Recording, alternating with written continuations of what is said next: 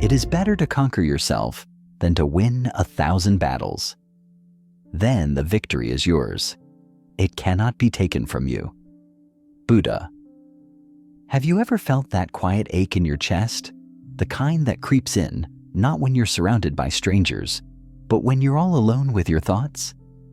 That hollow silence, where even your heartbeat sounds loud, where the world moves on without you, and you begin to wonder if anyone even notices your absence?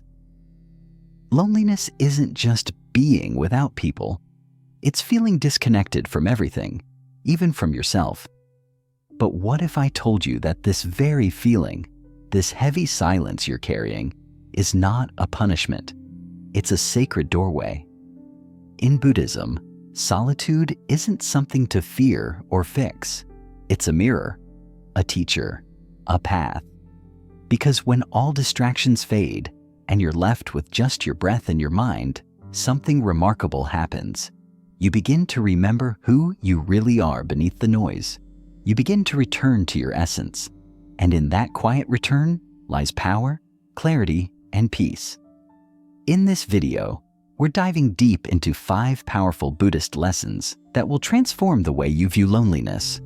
Lessons that will show you that even in your most isolated moments, you are never truly alone.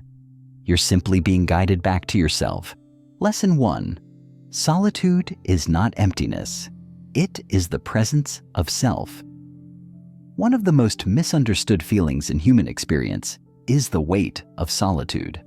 Most people view being alone as something to be avoided, something dark and hollow, as if isolation means the absence of meaning or the absence of worth.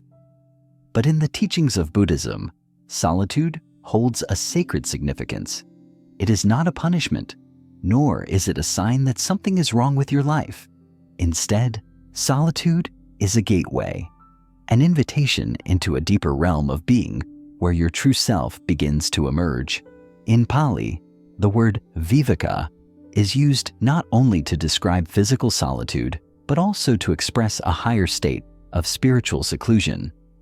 It's the act of consciously stepping away from the noise, the clutter, and the chaos of the external world to return to what is quietly waiting within. This is not a retreat out of despair, but a sacred return to presence. And presence is everything. When we are surrounded by constant stimulation, social media, conversations, to-do lists, expectations, we become numb to our own inner voice. That voice, which whispers through intuition and feeling, is drowned out by the louder, more demanding sounds of the world. But when we are alone, truly alone without distraction or noise, the world slows down, and that buried voice begins to rise. For many, this experience can be unsettling. It stirs up emotions we've ignored, memories we've pushed away, and truths we've denied. But this discomfort is not a sign that solitude is harmful. It's a sign that solitude is working, because solitude is not emptiness. It is presence. It is you, stripped of pretense. It is the raw, unfiltered version of yourself that finally has room to speak. And this is where the transformation begins. The reason most people avoid being alone is not because they don't enjoy peace. It's because peace forces them to face themselves, to face their wounds, their fears, their regrets. It's easier to stay busy than to be still. But Buddhism teaches that stillness is not weakness. It is strength. When you stop running from the silence and instead lean into it, something incredible happens. You begin to observe. You start to feel. You start to notice the breath in your body, the energy in your hands, the heaviness in your chest. You start to remember that you are not just a body living in a chaotic world. You are consciousness. You are the witness to your thoughts, the one who sees without judgment, the one who hears without reacting. This is the presence of self. It is in these moments of solitude, when everything else falls away, that your true self emerges. Not the self shaped by other people's opinions or social roles, but the self that exists underneath all of that. the self that simply is. And in discovering this self, you realize something profound. You were never really alone, because presence is not about the presence of others. It's about the presence of awareness. Loneliness may feel like an emptiness at first, but when you meet it with mindfulness, you realize it's actually a space filled with possibility. The space to listen, to grow, to heal, to reconnect. So instead of fearing your solitude, embrace it. Sit in it. Breathe through it. Recognize it not as a void, but as sacred ground. Every moment you spend in silence is a moment your soul is given permission to speak. And in that speaking, in that presence, you will find a truth deeper than any conversation could ever reveal. You are not your loneliness. You are the one witnessing it. You are not the pain. You are the presence holding space for the pain to pass. And in that realization lies liberation. Lesson 2. Loneliness in today's world comes from craving, not from reality. We live in a time where being alone has become almost impossible, yet the feeling of loneliness has never been more widespread. Every second of the day, we're plugged into a digital stream of faces, voices, opinions, and updates. We scroll through carefully crafted images of people laughing at dinner tables, traveling the world with partners, achieving things, celebrating life, and somewhere quietly in our own space, we begin to feel like something is missing. Not because we're truly alone in a harmful sense, but because our mind is conditioned to believe that being alone equals being unloved, forgotten, or left behind. In Buddhism, this kind of suffering doesn't come from your circumstances. It comes from the mind's tanha, its craving, its constant hunger for what it believes will complete it. And in today's world, this craving has only multiplied. When the Buddha spoke of craving as the root of suffering, he wasn't just referring to material possessions or desires for wealth. He was also referring to our deep psychological attachments.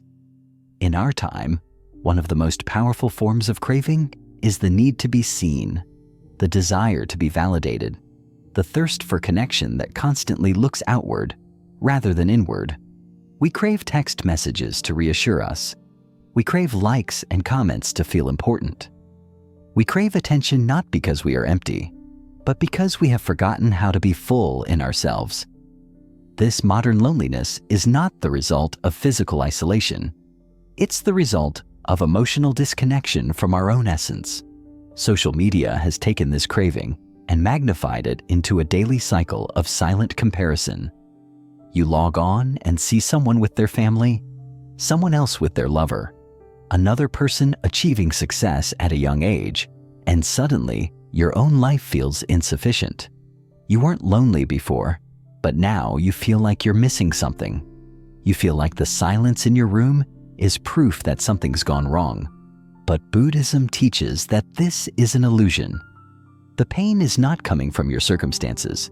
It's coming from your attachment to a mental image of how things should be. The idea that I should be with someone right now, or I should have more people who check on me, is a thought, not a truth. And suffering begins the moment you believe the thought without examining it. You can be surrounded by people and still feel alone. You can be praised by thousands and still feel unseen. That's because true connection doesn't begin outside. It begins within. And until you form that bond with yourself, no amount of attention or company will satisfy the craving. Buddhism invites us to look directly into the heart of our discomfort and ask, is this loneliness? Or is it a craving for something I think I need to feel whole? And when you ask this question sincerely, the illusion begins to fade. You start to realize that your craving for constant connection is often a way to escape the discomfort of simply being with yourself. But discomfort is not always bad. It's a sign that something within you is ready to grow. The mind that craves will never be at peace, not because peace is unavailable, but but because the mind hasn't learned how to rest in the present moment. It keeps chasing the next person, the next message, the next distraction. And as long as your sense of worth depends on who is paying attention to you, your happiness will remain fragile, always tied to things beyond your control. But when you begin to let go of that craving, when you stop needing the world to validate your existence, something incredible happens. You start to feel lighter, freer. You begin to realize that your peace was never in someone else's hands. It was always waiting for you beneath the noise. This doesn't mean you have to reject love or connection. Buddhism never teaches isolation for the sake of pride. It teaches liberation for the sake of truth. You can love people, connect with them, and even enjoy attention, but you no longer need it to feel whole. You become capable of being with others, not from a place of emptiness, but from a place of wholeness. You no longer chase relationships out of fear of being alone. You attract them naturally because your presence has become grounded, calm, and complete. The difference is subtle but life-changing. In the silence of your room, with no one texting, no one calling, no one watching, you begin to build the most important relationship of your life, the one with yourself. You begin to understand your thoughts. You start listening to your emotions rather than suppressing them. You face your insecurities with courage instead of covering them with distractions. And this is how true inner freedom begins. In a world that profits from your craving, your ability to sit in stillness and feel peace is a revolutionary act. The moment you stop craving attention is the moment you reclaim your power. And that power is what transforms your loneliness into presence. So the next time you feel that ache of being alone, don't immediately reach for a screen. Don't rush to distract yourself. Instead, breathe. Be still. Look within. Say to yourself, this is a moment of craving, not of truth. And then allow that craving to rise and fall, like a wave that comes to the shore and disappears into silence. You'll see clearly then that the loneliness you feared was never a sign of your lack. It was a signal from your soul, reminding you that the wholeness you seek is not in the world. It's in you. It's always been in you. You just had to stop searching long enough to feel it. Lesson 3. The strongest souls walk through loneliness to discover who they truly are. In a world that glorifies visibility, constant interaction, and non-stop engagement, choosing to walk alone, even for a moment, can feel like failure. But history, spirituality, and Buddhist philosophy all point to the opposite truth. The strongest souls are not those who have the most followers, the loudest voices, or the busiest schedules. The strongest souls are those who dared to walk into the silence of their own being and stayed there long enough to understand who they truly are. It is in the depths of solitude, not in the applause of the crowd, that transformation happens. And Buddhism reminds us of this over and over again through the life of Siddhartha Gautama, the man who would become the Buddha. He was a prince, surrounded by luxury, loved by many, and sheltered from pain. Yet he left it all, not because he was abandoned, but because he understood that truth could not be found in noise. So he walked away from friends, family, comfort, status, and entered the forest, alone, hungry, uncertain. And it was in that solitude, surrounded by nothing but trees and silence, that he discovered the profound truths of life, suffering, and liberation. His transformation did not begin with crowds. It began in complete aloneness. And that is not a historical anecdote. It is a timeless pattern. Real growth demands space. It demands silence. It demands a kind of sacred isolation that modern life often tries to steal from us. Today, we fill every gap with noise. We put in earbuds the moment we wake up. We scroll through updates during meals. We sleep next to our phones. We've become terrified of the empty moment, of that uncomfortable silence where nothing is entertaining, nothing is responding, and nothing is comforting. But in Buddhism, that silence is not empty. It is full of wisdom waiting to be heard. When life isolates you, when people leave, when plans collapse, when the phone goes quiet, it is not always a sign that something has gone wrong. Sometimes it's the universe removing all distractions so that your soul can finally speak to you without interruption. Because the truth is, most people don't know who they are without others around them. Their identities are stitched together from reactions, roles, and routines. They are someone's partner, someone's parent, someone's employee, someone's follower. But who are you when no one is looking? Who are you when there is nothing to perform, nothing to prove, and no one to impress? That question is the gateway to awakening. And it can only be answered in solitude. In the Buddhist path, this period of being alone is not a punishment. It's a rite of passage. You don't become wise by surrounding yourself with people. You become wise by sitting with yourself long enough to understand your patterns, your pain, your power. And it's not easy. Loneliness can break you open. It can strip you of illusions. It can make you question everything. But that's exactly the point. The person you were pretending to be cannot survive solitude. Only the real you can. And as you sit in that space, day after day, something begins to shift. You stop reaching. You stop craving. You begin to observe. You begin to accept. You begin to transform. You stop defining yourself by who texts you or invites you out or praises you.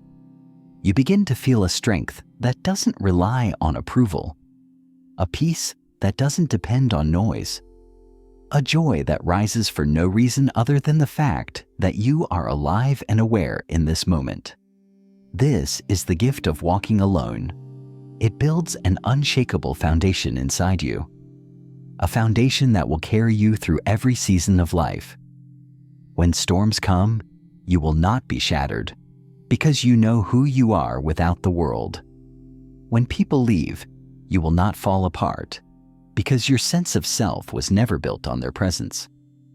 When plans change, you will not panic, because you've walked through uncertainty before, and it led you to deeper truth. Solitude teaches you to be your own anchor.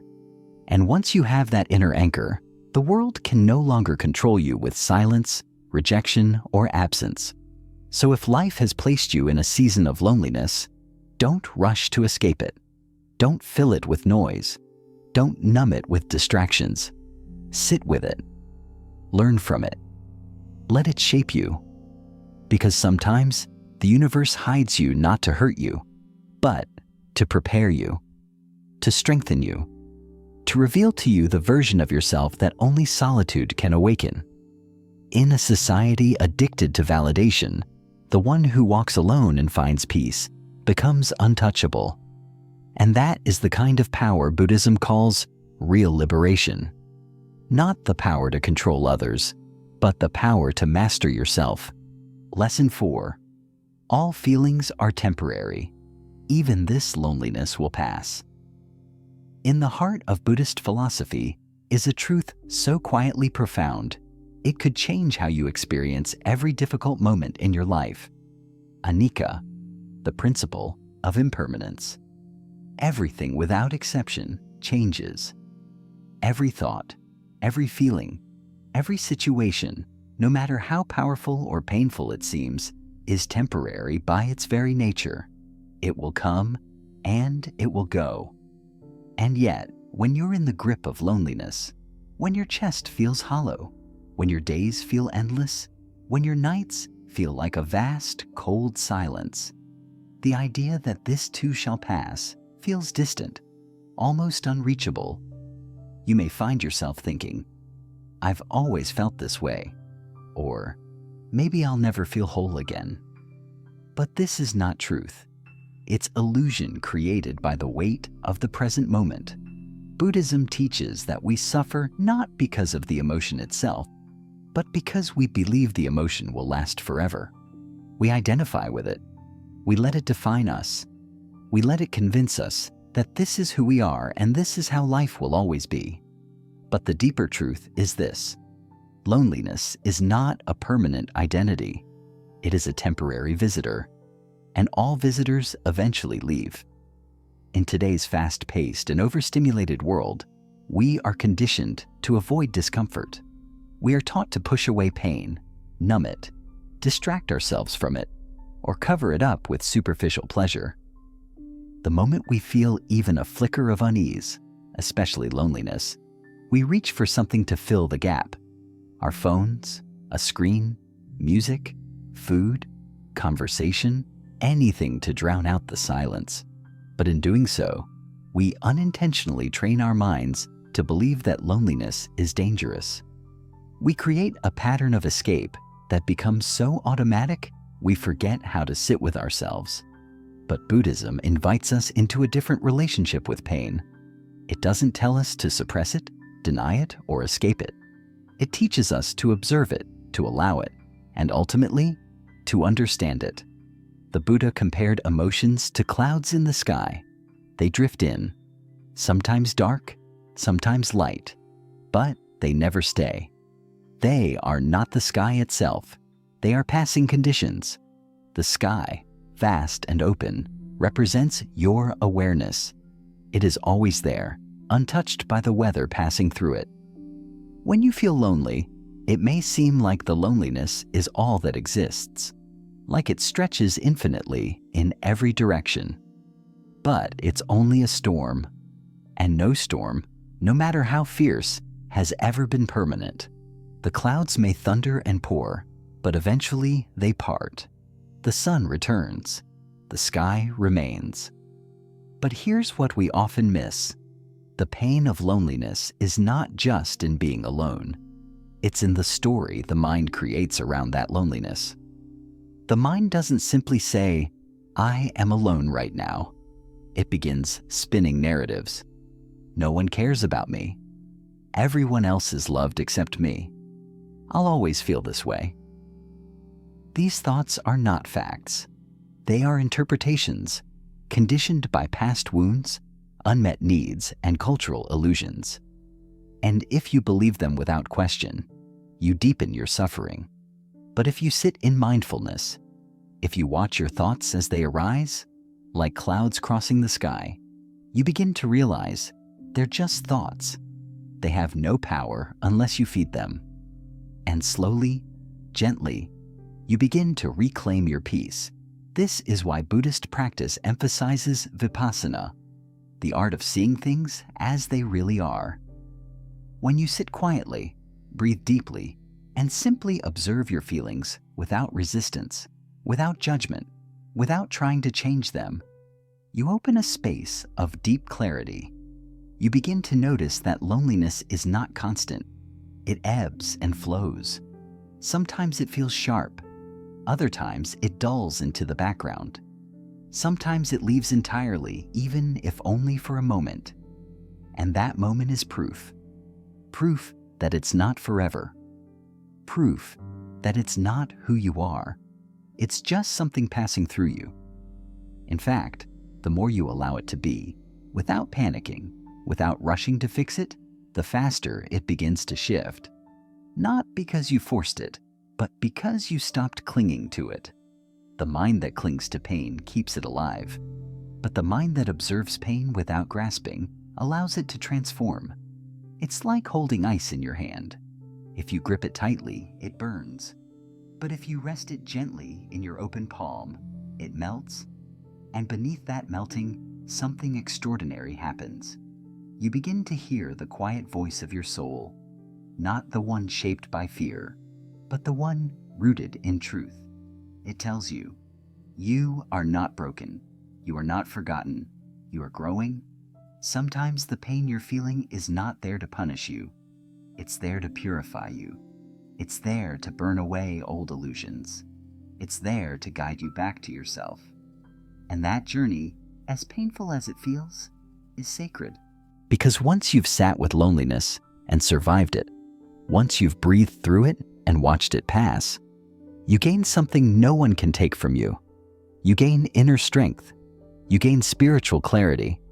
You learn that you are not at the mercy of every emotional wave. You learn that you can stay calm even when the waters are rough. And that kind of self-awareness becomes your greatest power. You stop fearing the silence. You stop fearing the empty room, because now you know. You can sit in your own presence and feel peace. So when the next wave of loneliness comes, and it will, because life moves in cycles, don't fear it. Welcome it. Sit with it. Say to it, I see you. I feel you. But I know you will pass. And then, like all things that arise in the mind, it will rise and it will fall. You will remain stronger, wiser, quieter, freer. This is the nature of all things. This is the power of impermanence. And this is the lesson your loneliness came to teach. Lesson 5. You are not alone. You are deeply connected to everything around you. There comes a time in everyone's life when the silence becomes deafening, when the phone doesn't ring, when the rooms feel too big, when the smiles you once shared begin to feel like memories from another life. You sit alone, not just physically, but spiritually, like your soul has wandered far from the warmth of belonging. And in those moments, the feeling of being truly alone wraps itself around your heart like a thick fog.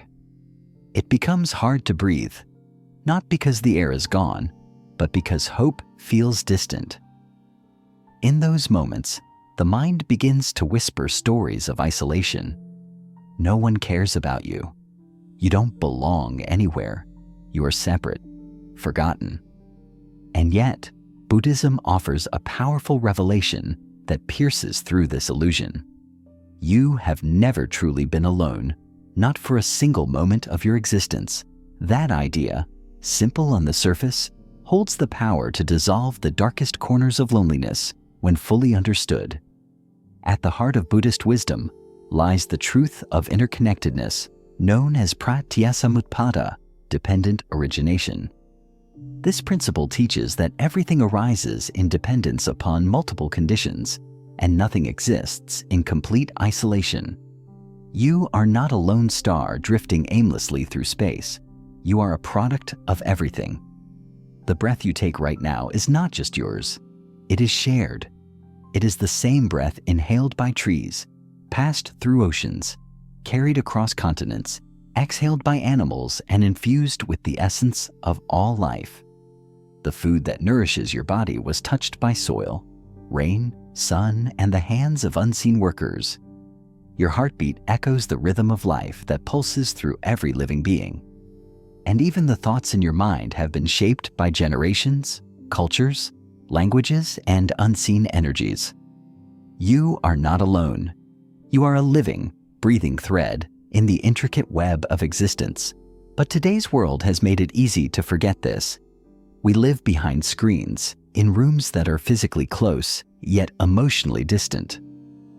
We confuse followers with friendships, likes with love, and constant interaction with true connection. Technology has collapsed distances, but widened the gap between souls. You might be more visible than ever, but feel less seen.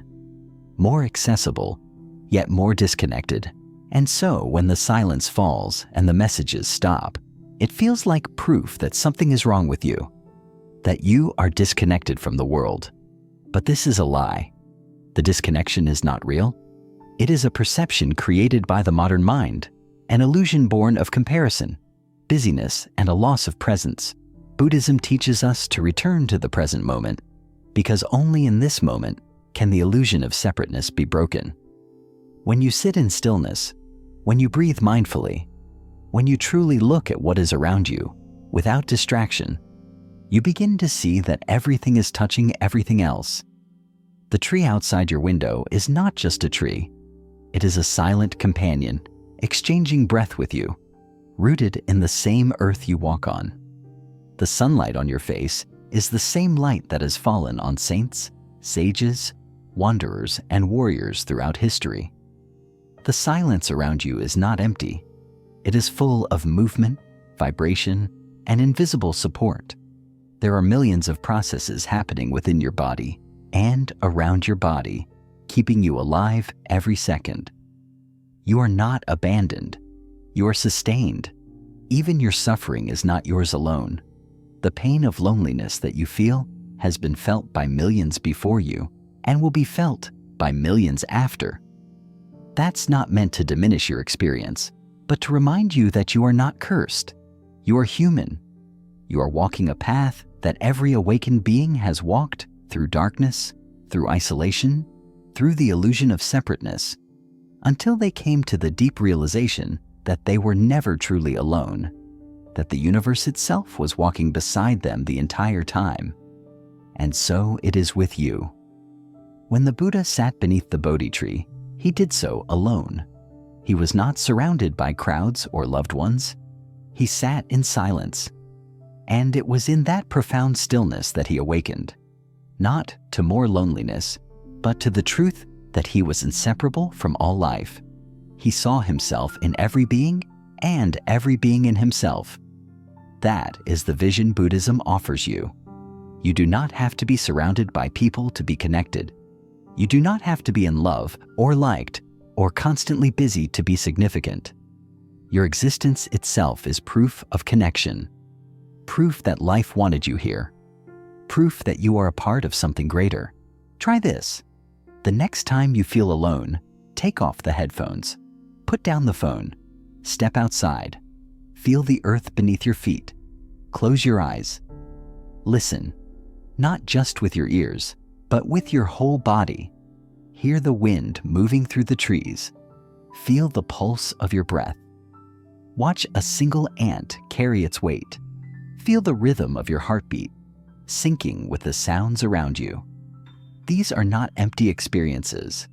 These are reminders, messages, proof that you are not separate from the world.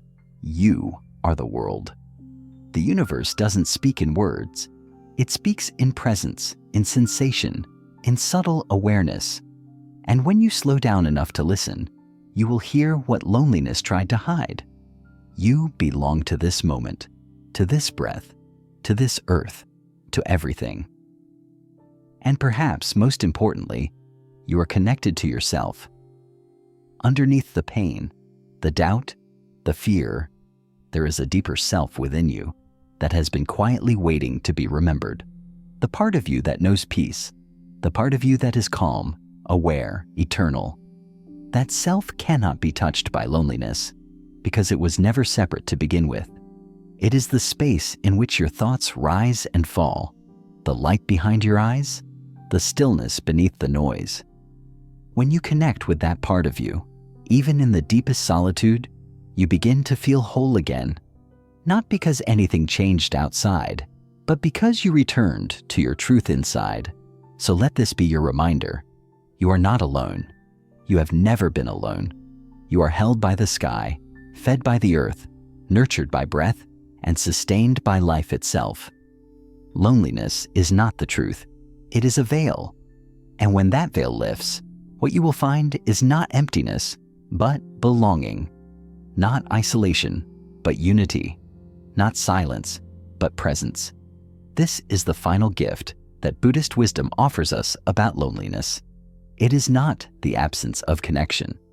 It is the beginning of remembering that the deepest connection was never outside. It was always within. Conclusion. So if you've ever sat alone in the stillness of your room, wondering if anyone sees you, hears you, or even cares, you are not broken. You are awakening. Loneliness is not a flaw in your story. It is part of the sacred journey inward, where the noise of the world fades so the truth of your soul can finally speak. Buddhism doesn't offer shallow comfort. It offers transformation. It teaches us that solitude is not a curse, but a mirror, that cravings don't reflect our worth, but our attachment, that pain is not eternal, but passing, that silence is not empty, but full of meaning, and most of all, that you are never truly alone, not when you are connected to the breath, to the earth, to the stillness within, and to the essence that lives in all things. Let this be your reminder. Loneliness is not your enemy.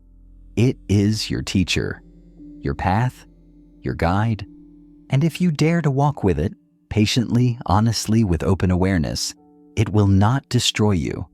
It will reveal you, the real you, the one who doesn't need to be seen to feel whole, the one who doesn't chase connection to escape emptiness, but who becomes connection itself. In that realization, there is nothing to fear, because in that quiet, sacred space, you come home, and you discover that you were never alone.